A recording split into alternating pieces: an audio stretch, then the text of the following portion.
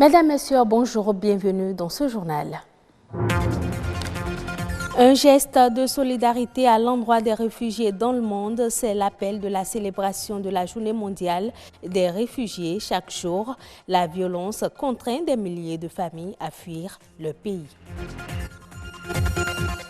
Première journée de composition pour les candidats au baccalauréat session 2019. Comment les jeunes futurs bacheliers ont vécu le jour 1 de composition. Les détails dans cette édition.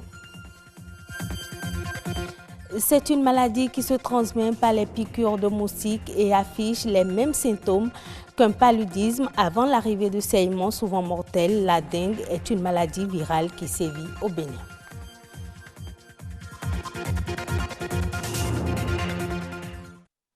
Elles auraient tout donné pour rester dans leur pays, mais certaines personnes face aux situations de guerre et de violence n'ont d'autre choix que de tourner dos à leur patrie. Elles perdent leur nationalité pour un refuge dans un autre pays, d'où le nom de réfugiés. Aujourd'hui, 20 juin, c'est la journée mondiale des réfugiés. Estelle Pazou nous propose ce commentaire sur Image qui fait le point des réfugiés dans le monde et au Bénin.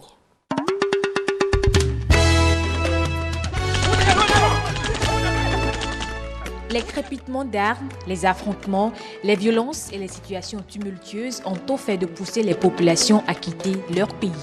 Elles laissent derrière elles leurs biens, leur passé et parfois leur avenir. Quand elles arrivent à s'établir dans un pays voisin, elles obtiennent le titre de réfugiés. Selon le rapport annuel de l'Agence des Nations Unies pour les réfugiés, les guerres et la persécution ont causé en 2017 le chiffre record de 68,5 millions de personnes déracinées. Parmi elles, 25,4 millions sont des réfugiés qui ont fui leur pays pour échapper au conflit, soit un accroissement de 2,9 millions par rapport à 2016. Partout dans le monde, la Turquie, la Jordanie, le Liban, le Pakistan et l'Ouganda sont les 5 pays qui reçoivent le plus de réfugiés. Le 20 juin, l'Agence des Nations Unies pour les réfugiés appelle donc la communauté internationale à plus de solidarité envers ces personnes. Le thème retenu cette année est « Avançons avec les réfugiés ». De façon schématique, l'institution appelle les communautés et les entreprises à parcourir 1 kilomètre à l'exemple des familles qui sont contraintes à la route de l'exil. Par ailleurs, la Journée mondiale des réfugiés est le signe de la considération du courage et de la persévérance des millions de réfugiés. Au Bénin, on compte à ce jour plus de 1700 personnes réfugiées. Elles viennent pour la plupart du Togo. Depuis 2018, elles sont dotées d'une carte plus sécurisée. Elle a été réalisée avec le Haut Commissariat des réfugiés pour leur permettre de circuler librement. En août 2018, Amnesty International et la représentation du Haut Commissariat des réfugiés ont formé les assistants sociaux pour mieux relever leur niveau de protection des réfugiés.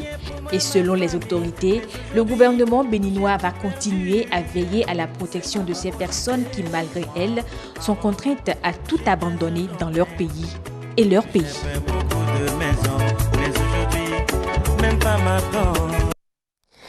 Première journée de composition pour les candidats au bac session 2019. Comment les postulants ont-ils vécu les premières épreuves? Une équipe de la rédaction est allée recueillir leurs impressions au sortir de cette première journée. On fait le point avec Edwige Agosso et Iliad Bukovo.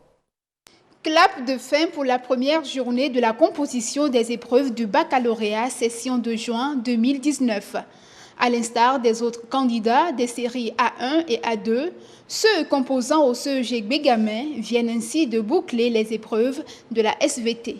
Le matin, on a fait français, qui a duré 4 heures et qui portait sur l'école et la perte des valeurs. Le soir, on a fait d'abord mathématiques et ensuite SVT. Pour moi, la journée a été bonne parce que les épreuves étaient abordables. Cette journée n'a pas été mal, parce que les épreuves ont été un peu abordables. On a su affronter les difficultés qui étaient sur les épreuves, on a su affronter ça. Je n'ai pas encore vu aucune difficulté dans les épreuves que j'ai faites ce matin. Du côté des superviseurs, aussi bien du CEG Bégamin qu'au collège Père Aupier, aucun incident majeur n'a été enregistré, mis à part des cas d'absence et d'abandon. Depuis 6h30, nous étions ici, dans le centre, pour accueillir les candidats et les surveillants de salle.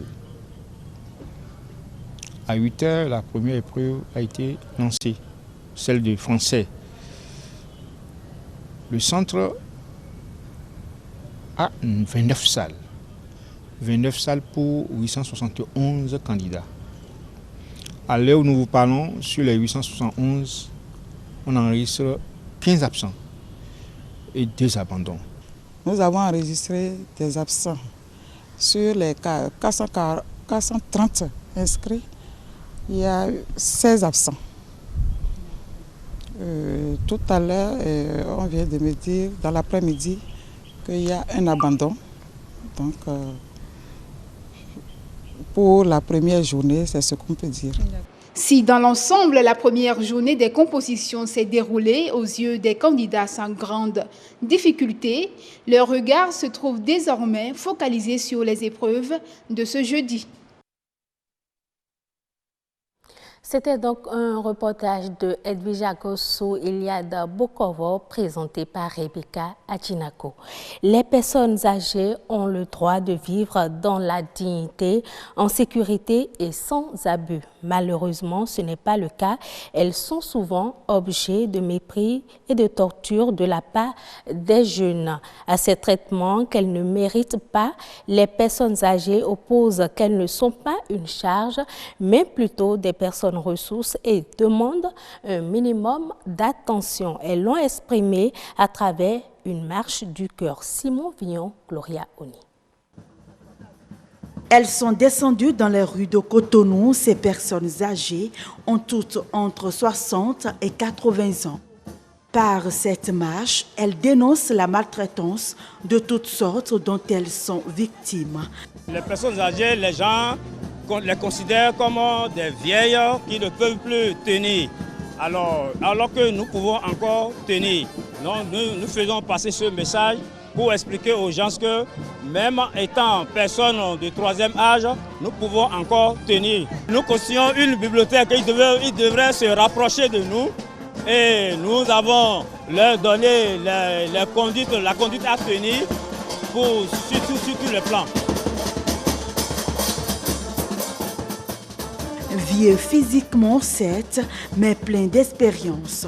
Ces seniors réclament juste un peu d'attention à leur égard. Nous avons organisé cette marche pour montrer l'importance de la marche dans la vie de l'être humain et également l'importance d'organiser ce genre de choses pour nos personnes de 3e âge. La jeunesse d'aujourd'hui est la vieillesse de demain. Et donc que la jeunesse reprennent la situation en main et considèrent vraiment leurs parents âgés, les parents âgés, pour que ce soit ancré dans la tradition, le respect des personnes âgées. Ces jeunes-là, nous allons leur dire de prendre l'exemple sur nous.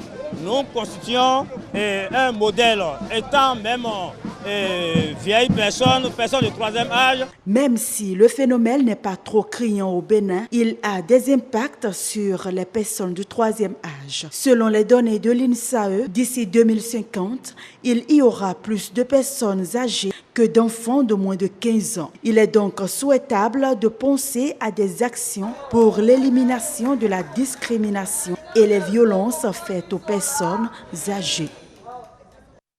On parle santé à présent. La dengue ou grippe tropicale, une maladie infectieuse virale, en particulier dans sa forme hémorragique.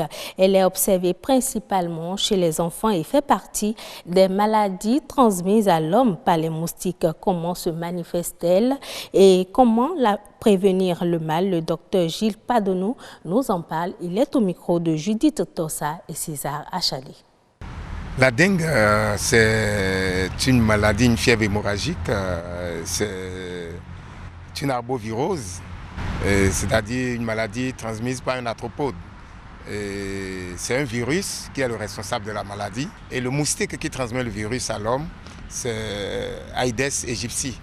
Et cette maladie se manifeste surtout par une très forte fièvre, 40 degrés de température, un saignement et de fortes douleurs au niveau des articulations. Si on ne traite pas, ça peut se compliquer et conduire à la mort. Pour éviter la maladie, il faudrait non seulement rendre propre notre milieu, mais il faut faire attention à l'eau que nous utilisons. C'est un moustique hématophage, donc il a besoin du sang. Quand il pique, il va pondre maintenant dans l'eau. Quand il pond ses œufs dans l'eau, les œufs vont se développer et donner d'autres moustiques qui viendront encore rechercher le sang. Et c'est souvent le sang humain. Donc il faudrait éviter de garder à la maison tout ce qui peut contenir de l'eau et abandonner les petits récipients, les boîtes de conserve. On doit éviter de les conserver, de les garder à la maison. On conseille les populations de ne pas garder auprès d'elles les pneus usagés dans les domiciles. Tout ce qui peut contenir de l'eau autour de nous, essayons de nous en débarrasser. Dans la journée, lorsque nous sommes dans nos services, protégeons-nous aussi avec des pommades. On les appelle les pommades des répulsifs. C'est des pommades qui contiennent des substances, des produits qui chassent les moustiques. Et nous serons donc protégés, nous serons à l'abri des piqûres. On peut aussi porter des chemises manches longues et on se protège le corps, on est un peu à l'abri des piqûres de moustiques. Parce que Aïdes aegypti pique essentiellement dans la journée. Au Nigeria, le gouvernement fédéral vient d'octroyer une licence au producteur indépendant Green Energy International pour la construction d'une centrale électrique de 40 MW. L'infrastructure devrait fournir ses premiers mégawatts d'ici juin 2020. Cette production servira à alimenter principalement les habitants de la région et le parc industriel d'Otakipo. Les ressources en gaz du Nigeria sont assez importantes. Le groupe local Dangote construit actuellement un pipeline sous-marin qui pourrait permettre au pays de produire 12 000 MW d'électricité grâce à son gaz. Toujours au Nigeria, le gouvernement va bénéficier d'un programme d'aide de 226 millions de dollars, soit environ 113 milliards de francs CFA de la part du gouvernement américain pour améliorer l'accès des populations aux soins de base. L'annonce de ce nouveau financement a été faite par le directeur de la mission de l'USAID au Nigeria. Le projet vise à rapprocher les populations des soins de santé de base de qualité et aider le Nigeria à atteindre une couverture sanitaire universelle. Ce sera tout pour cette édition. Merci de l'avoir suivi. Prochain rendez-vous de l'information, 19h45.